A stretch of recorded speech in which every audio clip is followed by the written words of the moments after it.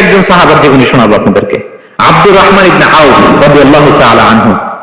10 জন জান্নাতের দুনিয়াতে বসে যে 10 জন সাহাবা জান্নাতের সুসংবাদ পেয়েছেন তাদের মধ্যে একজন, আলহামদুলিল্লাহ বলেন।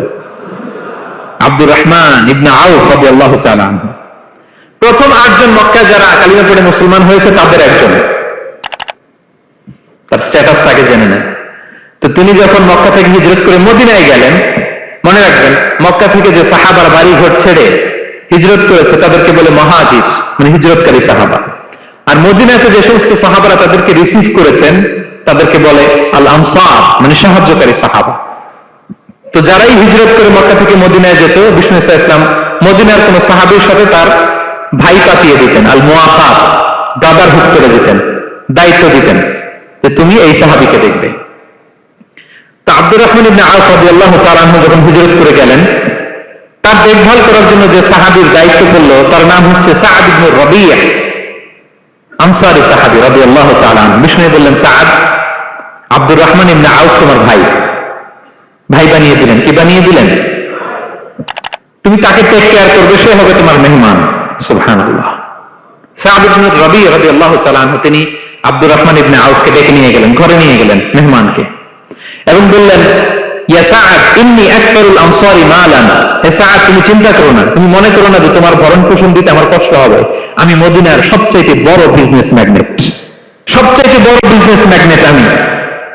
No tension, don't worry about it, tension নিও না। আসো, তোমার জন্য আমার কি প্রপোজাল শোনো।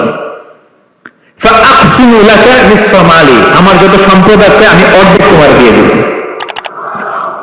সুবহানাল্লাহ। তো আসতে আপনার বাড়িতে কেউ মেহমান হলে করতে পারবেন এরকম? আল্লাহ, কেমন প্রেরণার বাতি ঘর তারা।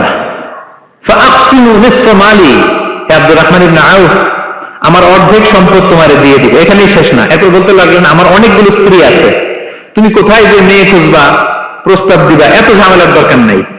আমার কোন স্ত্রীকে তোমার ভালো লাগে বলো, তার যদি তোমাকে ভালো লাগে তাহলে প্রয়োজনে তাকে আমি ডিভোর্স দিয়ে দিব, তাকে নিয়ে তুমি সুখের সংসার করবা। আল্লাহু আকবার, আল্লাহু আকবার। অর্ধেক সম্পদ দিয়ে দিব, আমার একাধিক স্ত্রী আছে, কাউকে যদি তোমার পছন্দ হয় এবং সেও যদি তোমাকে পছন্দ করে প্রয়োজনে তাকে ডিভোর্স দিব। New life, new career, just go on. আমরা এই সুযোগ পেলে কি করতাম?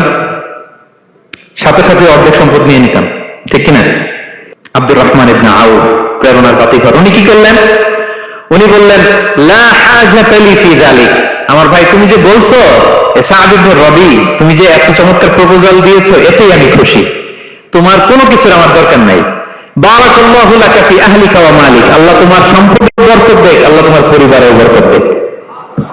তবে একটা কষ্ট করতে হবে, সেটা কি? আব্দুর রহমান ইবনে আউফ বললেন, দুল্লানি ইলা সুক, just show me the way to market, মদিনার বাজারটা কোথায় এটা একটু দেখান। আমি নতুন মানুষ, পথঘাট চিনি না। দুল্লানি ইলা সুক, just show me the way to market of Medina, মদিনার বাজারটা কোন রাস্তায় একটু দেখায় দাও। আল্লাহু আকবার।